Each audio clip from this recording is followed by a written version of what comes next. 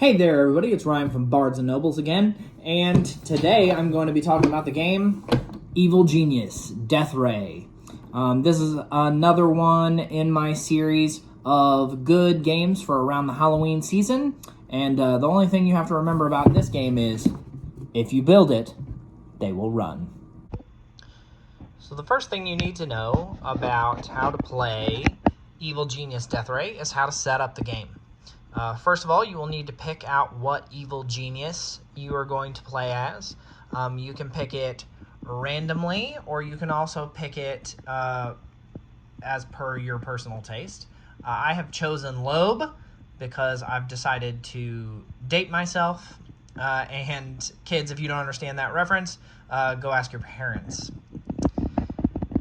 Now, the whole point of Evil Genius Deathray is to compete with the other evil geniuses in building your weapon, your evil Deathray. So you will get one of these mats. Every player will get one of these mats. Each player will get a minion token.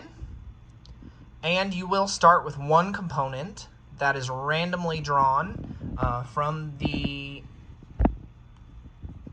components deck over there. At the beginning of the game before this draft board is laid out. So you'll be starting with one component. And then each player will begin with a hand of 3 action cards. These action cards are going to be the cards that you will use to directly influence things, and all the rest of the cards will be added to your weapons. Now, once you have this setup achieved, you can also grab this Order of Operations and Malfunctions card, which breaks down for you exactly the order you're supposed to be doing things on your turn, what malfunctions can happen to your equipment, and also what actions your minion can take on your turn. Now, as you can see, there are a lot of steps to a turn, so we're going to break it down one step at a time, starting with Act. So we're going to start with Act, which is playing cards to steal, sabotage, or alter play. This is the starting hand that I drew from the Action Cards deck. So there are 3 different kinds of action cards: Interrupt cards, Repair cards, and Action cards. So repair cards are pretty simple. They are used to repair the malfunctions of the components to your Deathray. So as you can see, what different malfunctions it repairs is on the side of the repair card.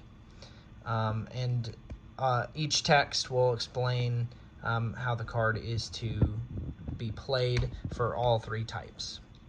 An action card will allow you to take a specific action for the turn. So for this one, for instance, it allows you to move an opponent's minion off of this patrol space, which we'll go into later. But it allows you to move an opponent's minion until the end of your turn. Interrupt cards allow you to cancel action cards that your opponents are playing, and it will allow you to interrupt the flow of play.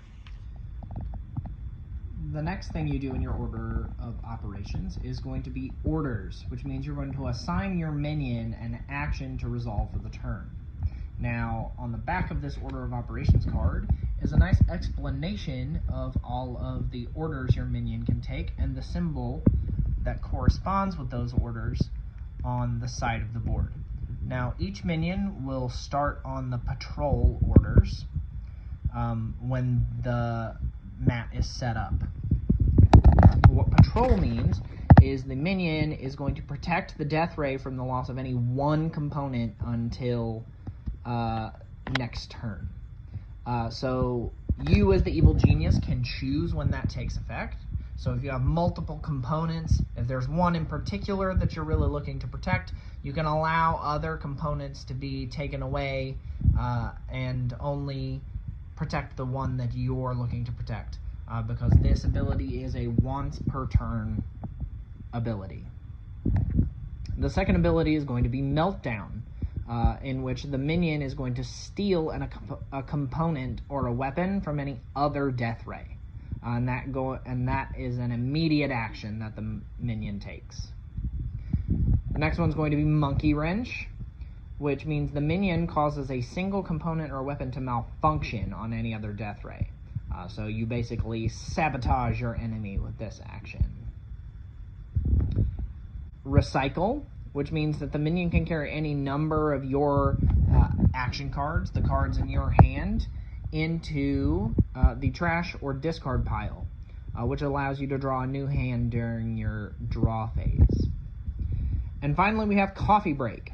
Now, after the minion does any of those other 4 actions that we previously spoke about, Coffee Break is where you put the minion after that action has been resolved. So let's say, for instance, that you take the Meltdown action with your minion. You would move your minion to the corresponding symbol on your mat, and then once you have caused your Meltdown and stolen the component or weapon from your opponent, then as soon as you've resolved that, your minion will go for a coffee break, much to the chagrin of his evil master, I would imagine. Now, the next step in your order of operations is going to be malfunctions, which means that clockwise from the guidance system, you're going to resolve any malfunctions that your components may have.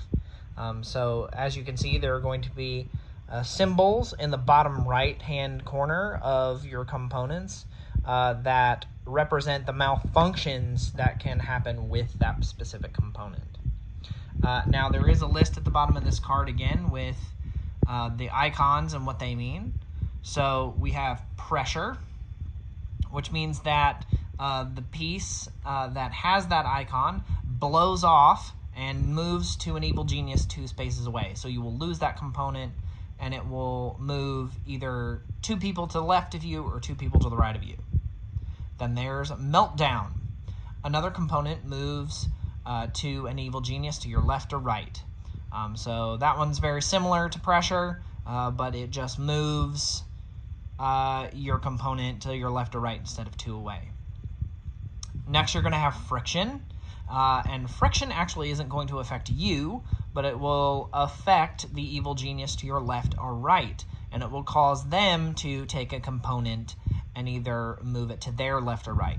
So one thing to keep in mind is that's not malfunction implies that it is going to be negative to you, and that is not always the case. Sometimes your malfunctions can benefit you. That is not the case with loose parts, because if it is a loose parts malfunction, then unless the loose parts are addressed, the threat level from that particular component will not count towards your total. So you cannot count its threat level until you address its loose parts. Electrical is another one that can potentially be beneficial to you. It causes a magnetic pull, which takes a component from an evil genius within 2 spaces of you. So it allows you to magnetically pull away a component on somebody else's board. So a good thing to remember is that these malfunctions are not always negative to you, but can actually be beneficial to you in some ways. Next on your order of operations is going to be draft. Now, what draft means is you're going to come up here to both your component draft table and your weapon draft table. That's what this area is called in the rules, is the draft table. So during this step, you're going to take a card out of one of these 2 3-card lists, and you're going to add it to your Deathray. So for instance, I can take this Acme Rockapult and add it right here to my weapon, which will add to my overall threat level, but also potentially has malfunctions, which I will have to deal with later. Once you have added that to your weapon, fill that hole in the list with another weapon or component. Next up is going to be draw, which is replenishing of your hand after your first action, which was to act or to play your cards. So when you draw, you're replenishing up to a hand of 3 cards. So you can play up to the 3 cards in your hand, and then at the end of your turn, you'll be drawing back up to 3. So I'm going to say that I've played all 3 of my cards this hand, and that I'm drawing 3 new, fresh cards that I can use to baffle my opponents in the next turn. And last but not least, you have the threaten stage. That is where you literally score your board every turn. So you'll add up all of the scores from your components and see if they equal 17. Now, even if you have 17 points, if your weapon is not full, or if you have a malfunction, such as loose parts, that will prevent your threat level from adding up, you still will not win. You must have 17 points and have every space on your weapon filled in order to win. Now, one more thing to keep in mind for this game as you play is the Evil Genius ability. So each Evil Genius comes with its own ability. For Loeb, once per game, Loeb can make a choice for one of the fools that surround him by drafting for another Evil Genius. So on somebody else's turn, you would use your Genius ability, and you would draft from the table for them, meaning you get to choose what they get, and potentially give them some not very advantageous malfunctions that they'll have to deal with. So always remember to keep in mind that your Evil Genius has an ability. And this is just to give you an idea of exactly how many Evil Geniuses you have to choose from in this game. Some of these are very witty. Most of them are references to TV series or movie series, but under different names. So it's very witty the way they have worked the references into this game. Incidentally, one thing I forgot to mention during setup is who goes first is actually determined by the Evil Genius, not by the player.